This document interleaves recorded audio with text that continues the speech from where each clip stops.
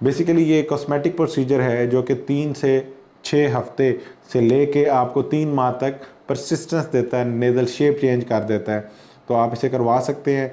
Basically fillers हम use करते हैं जिसे हाइलुरोनिक एसिड कहते हैं, जो कि आपकी बॉडी के साथ कंपैटिबल होता है, उसमें कोई प्रॉब्लम नहीं करता है। With the help of cannulas हम जाते हैं नाक में और आपकी साइड प्रोफाइल को इम्प्रूव कर देते हैं, नाक को अपलिफ्ट कर देते हैं।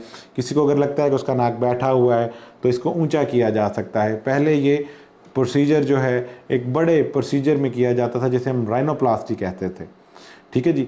तो अब ये इसको हम लोकल में भी कर देते हैं और हम इजीली इसको जो है आउटडोर पेशेंट भी कर देते हैं, और इसे हम जो है लंच टाइम प्रोसीजर भी कहते हैं कि एक पेशेंट बंदा जो है वो अपने जॉब कर रहा है और लंच टाइम के लिए आता है तो हम उसको ये लिक्विड राइनोप्लास्टी ऑफ़र कर देते हैं, और बहुत कॉस्ट इफ़ेक्टिव है और इसके जो ज़्यादातर हमारे पेशेंट सेटिस्फाइड हैं।